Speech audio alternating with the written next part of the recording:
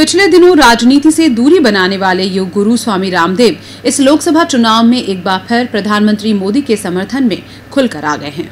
बुधवार को जोधपुर आए स्वामी रामदेव ने कहा कि देश में मोदी की लहर नहीं बल्कि आंधी है। मीडिया से बात में उन्होंने कहा कि 2019 के चुनाव पर देश ही नहीं पूरी दुनिया की निगाहें टिकी हुई हैं।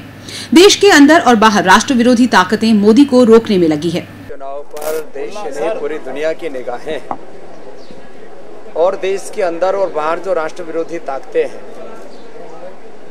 और बहुत सारी क्रिश्चियन कंट्रीज, इस्लामिक कंट्रीज, वहाँ से हजारों करोड़ रुपए की, लाखों करोड़ रुपए की फंडिंग इस बात के लिए हो रही है कि मोदी को सत्ता में आने से रोका जाए। अरे भाई, ये तो बताओ कि मोदी ने बुरा क्या कर दिया इस देश के लिए।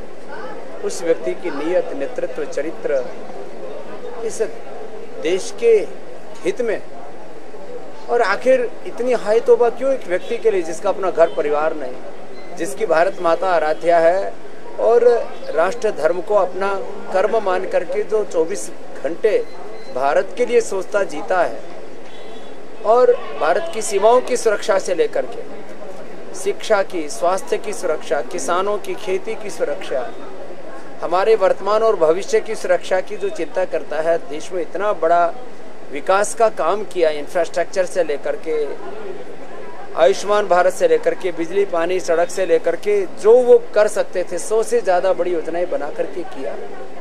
इसलिए इस बार मोदी जी को 2019 में देश दोबारा मौका देगा। ये देश में मोदी की हवा नहीं, मोदी की आंधी दिख रही है। स्वामी रामदेव ने कहा कि लोकसभा चुनाव में हजारों लाखों करोड़ रुपए की फंडिंग मोदी को सत्ता में आने से रोकने के लिए हुई है। जिस व्यक्ति का कोई घर नहीं, जिसकी नीयत, नेतृत्व और चरित्र देश के हित में है, उसे लेकर इतनी हाय तौबा क्यों है। स्वामी रामदेव ने प्रधानमंत्री नरेंद्र मोदी की तारीफ करते हुए कहा कि प्रधानमंत्री ने 100 से ज्यादा बड़ी योजनाएं देश को दी हैं। यद्यपि महंगाई, बेरोजगारी, गरीबी, भ्रष्टाचार, काला धन, आर्थिक सामाजिक न्याय सब प्रश्न हैं, लेकिन देश रहेगा तो सब प्रश्न रहेंगे और उनका समाधान भी होगा, सब मुद्दे रहेंगे। इसलिए राष्ट्रवाद सबसे बड़ा मुद्दा बना है, हिंदुत्व भी मुद्दा है। जो लोग अभी तक हिंदुत्व को कोसते थे चुनाव के बहाने से, अब सबको याद आ गई है कि जो हिंदू की बात करेगा वो हिंदुस्तान पर राज करेगा।